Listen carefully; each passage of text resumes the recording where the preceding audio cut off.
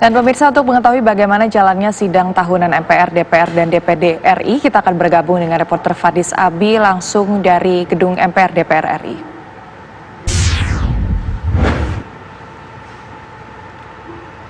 Baik, Fadis Abi, seperti apa berjalannya sidang tahunan MPR, DPR, dan DPD RI tadi?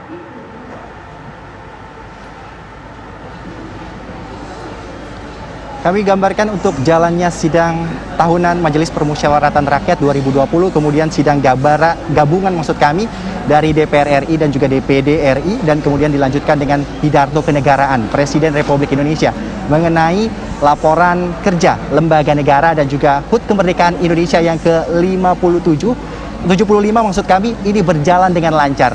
Berdasarkan hasil pantauan kami tadi selesai lebih cepat, pada sesi pertama ini sudah selesai berjalan dengan hikmat dan nanti akan dilanjutkan kembali pada pukul 14 waktu Indonesia bagian Barat. Tadi dibuka langsung oleh Ketua MPR, ini Bambang Susatyo, tadi sempat menegaskan dalam pidato pembukaannya ini siap bersinergi dengan pemerintah dalam penanganan COVID-19, terutama dalam pemulihan ekonomi.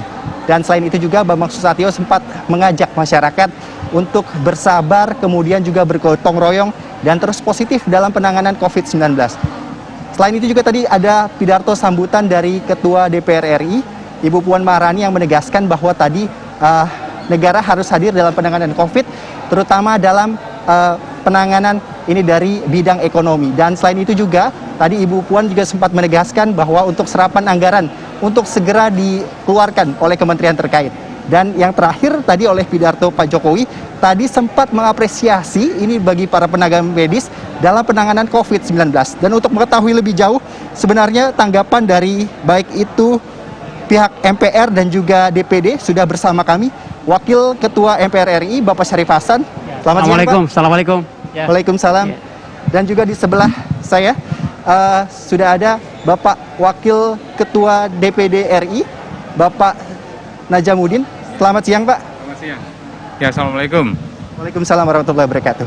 Pertama-tama ke Pak Syarif Hasan terlebih dahulu. Ya, Pak Syarif Hasan, ini pandangannya gimana, Pak, mengenai pidato tadi?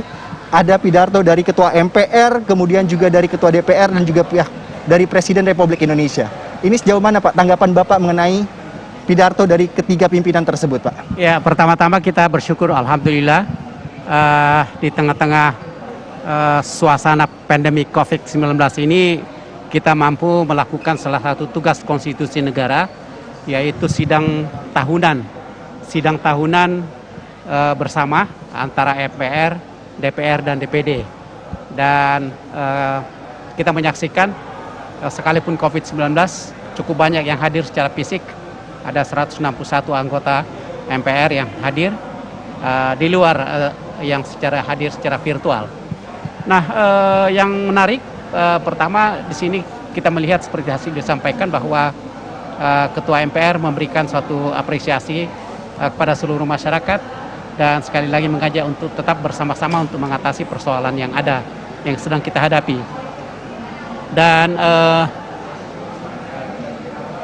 Dan juga kita lihat bahwa Pak Ketua MPR mengajak kepada masyarakat dan memberikan komitmen bahwa bagaimana keberadaan MPR di dalam situasi seperti sekarang ini dan komitmennya terhadap menjaga 4 pilar kebangsaan MPR, yaitu Undang-Undang Dasar 45, kemudian Pancasila, NKRI, dan Bhinneka Tunggal Ika. Dan ini perlu untuk kita sosialisasikan secara utuh kepada masyarakat.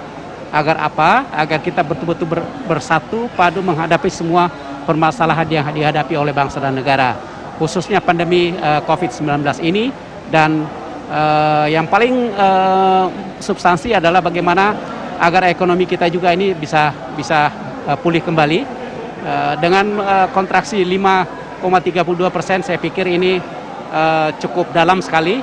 Sekalipun secara global itu kita lihat 10%, tetapi perlu diketahui bahwa ini adalah kejadian kontraksi yang paling dalam bagi Indonesia, dan ini impact-nya adalah peningkatan kemiskinan, peningkatan pengangguran, bahkan peningkatan penurunan kesejahteraan yang perlu untuk menjadi disikapi bersama.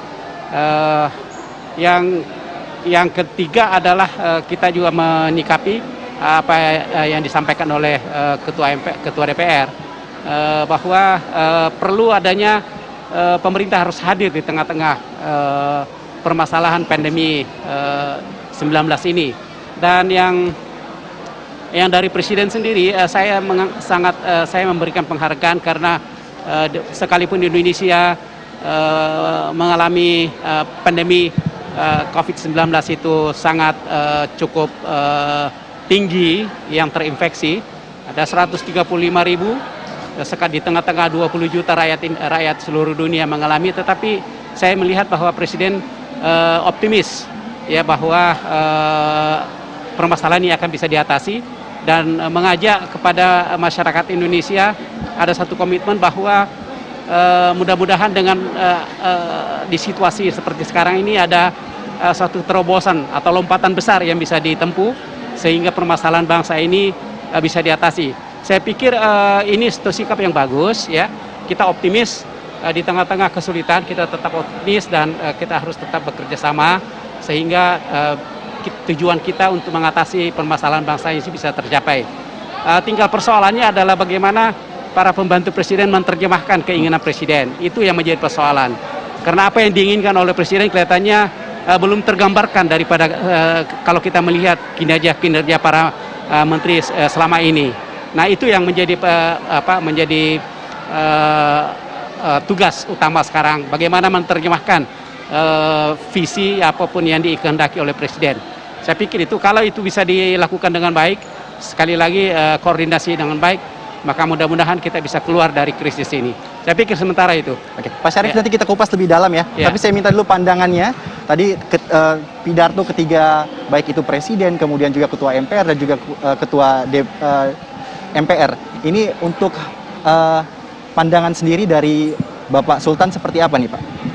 Iya, tadi Pak Wakil Ketua MPR, Pak Syarif sudah sampaikan. Saya hanya menambahkan kata kuncinya tadi bersatu ya. Baik pidatonya Ketua MPR, Ketua DPR, dan Presiden. Musuh kita sekarang yang nyata-nyata adalah sekarang global dan juga Indonesia adalah pandemi COVID-19. Nah, jadi menghadapi ini tidak ada jalan lain kecuali kita bersatu. Jadi semua stakeholder negara, baik eksekutif, legislatif, semua perangkat negara pada posisi yang sama menghadapi COVID-19 ini bersatu. Nah, di luar pidato Ketua MPR dan Ketua DPR tadi sama kami secara kelembagaan dan pribadi juga menyampaikan apresiasi yang tinggi ya pidato Presiden. Saya mendapatkan poinnya, jadi strong poinnya bagaimana justru di tengah krisis mengubah krisis menjadi opportunity, jadi peluang.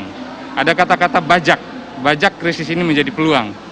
Nah, di tengah kondisi global yang memang saat ini makin sulit, bahkan pertumbuhan kita juga sudah sampai kepada minus 5% lebih, dan ini kemungkinan juga akan cenderung turun terus. Ya, selain bersatu memang kita harus memaksimalkan semua potensi. Contoh, kami dari representasi formal masyarakat daerah yang ada di Senayan memaksimalkan semua potensi daerah. Nah, kondisi daerah aman, di tengah COVID ini juga kerja-kerja konstitusi anggota DPD juga berjalan dengan baik, dan tadi juga kami tampilkan bagaimana memastikan dana desa juga itu terserap dengan maksimal, ada BUMDes, sehingga pertumbuhan di desa pun juga berjalan dengan konsumsi yang tinggi. Kalaupun kita belum bisa meningkatkan pertumbuhan ekonomi, minimal kita bisa menahan laju penurunan itu. Tapi kata kunci yang tepat saat ini adalah kita bersatu. Bersatu kita kuat kita bersatu. Kembali ke Pak Syarif. Pak Syarif, tadi juga sempat ditegaskan oleh Ketua DPR Ibu Puan, ini negara harus hadir dalam penanganan COVID-19. Di sisi lain, ini Presiden Joko Widodo mengapresiasi ini langkah dari tim medis seluruhnya. Ini sejauh mana sih Pak sebenarnya, apakah sudah cukup apresiasi yang diberikan oleh Presiden Joko Widodo terkait mengenai penanganan COVID-19 ini? Ya, memang kita lihat selama ini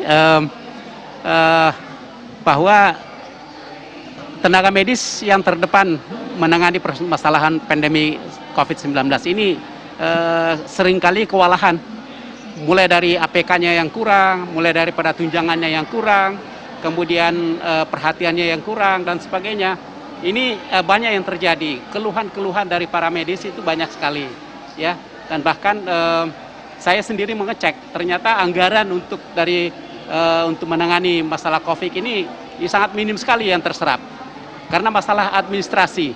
Nah, tadi saya sikapi apa yang disampaikan oleh Pak Jokowi, Presiden, bahwa dia akan berubah, bahwa berorientasinya kepada orientasi hasil.